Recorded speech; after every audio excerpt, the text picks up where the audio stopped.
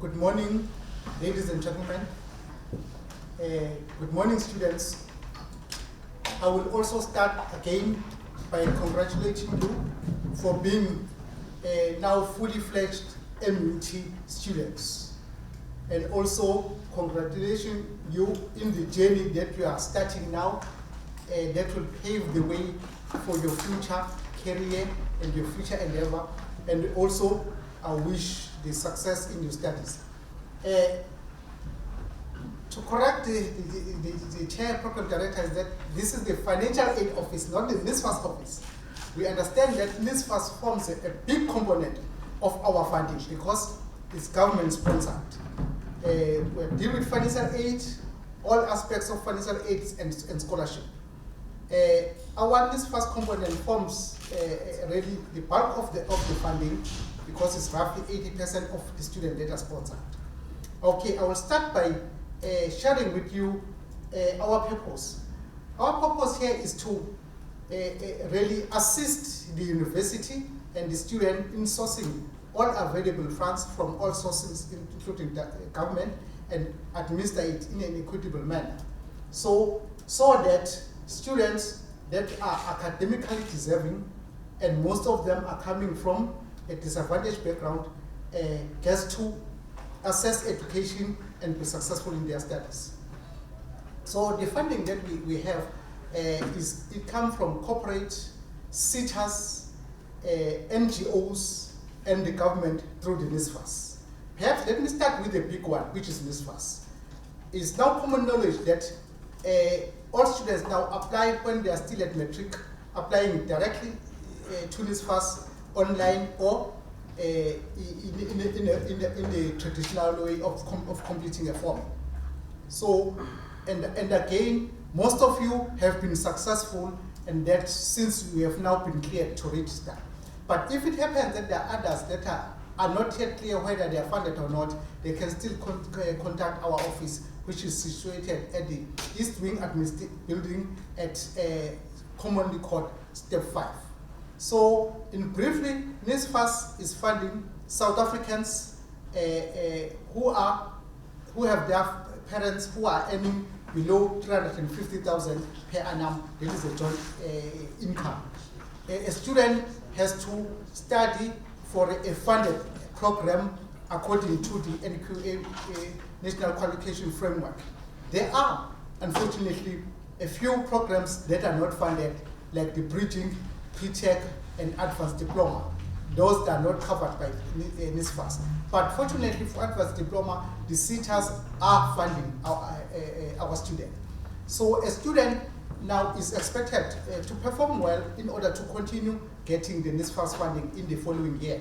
NSFAS has conditions, ladies and gentlemen, meaning that you are expected as a student to pass more than 50% of your subjects in order to progress to the next level and continue to be funded. And again, you have you are allowed to study for a 3 diploma for over a 4-year time period, meaning that is commonly called N+, meaning it's N+1.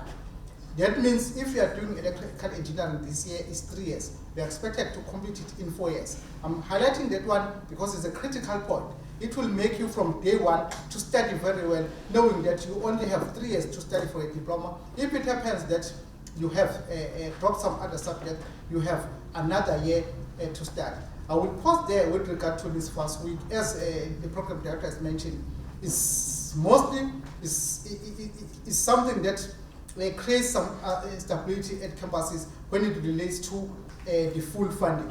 Another also component that is important again is that all these first funded students are covered for the full cost of study, tuition, accommodation, books, learning materials, and their allowances for meals. All students that are funded are getting their meal allowance every month. They are also getting a component of a learning material of 5,200. The learning materials, ladies and gentlemen, you can purchase anything to assist you in your learning, including a laptop or which is normally called learning devices, or a tablet or whatever. That is allowed, that you can use to purchase. As you know, ladies and gentlemen, that MUT has embarked on a blended learning I will encourage you to utilize well your allowances money, don't squander it. Purchase a laptop. The first thing when you get your allowance, purchase a laptop so that you can be able to study online even if you are in your room. That is where I will pause, ladies and gentlemen, regarding this first, but there are so many questions that I can answer. There's so much information I can share with you regarding this first, and I understand you also have questions that you can ask, of which you are free to gladly ask through our email facility that is called inquiriesfao@mut.ac.za. Now I will come to scholarships and bursaries and scholarships. Bursaries and scholarships are for students who perform very well. We mostly source those students from the missing middle. The missing middle are students that are no longer that don't qualify for this first because the income of their parents, the joint income, is above 350. But all students qualify to get a bursary.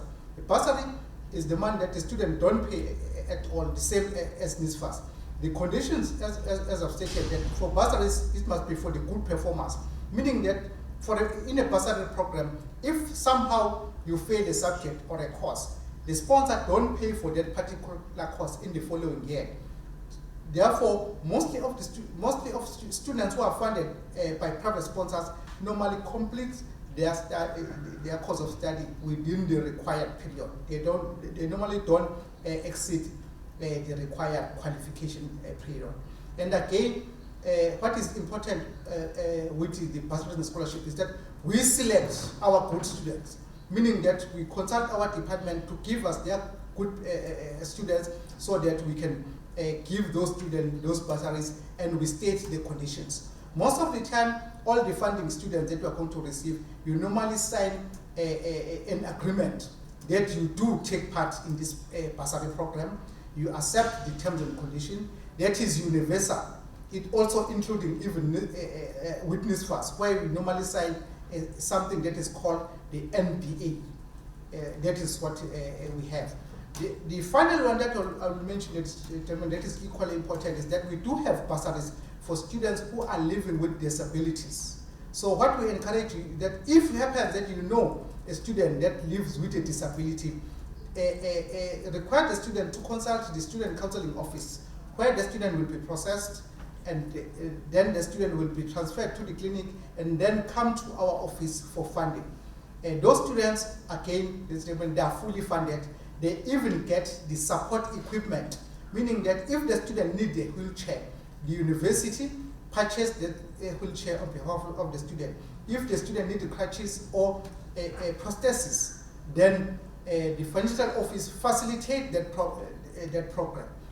We are mentioning that because somehow it happens that some student might live with a disability but not being aware, like a student who is visually impaired. The student might not be aware, but another fellow student can assist the student to consult the student counseling, and again our office to assist in that regard. But for all other questions that you student you might have, as I'm going to repeat the email address that we normally use is inquiriesfao@mut.ac.za. Because of time constraint, ladies and gentlemen, I will once again say thank you for affording us this opportunity, and we're looking forward to a fruitful relationship with you. We also encourage that for any other matter that you might not be sure of, our office is always open from 9 to 3. Do consult our office and ask so that you can get the correct question. Program director, fellow students, we wish you good luck in your studies and in your future endeavor. Thank you.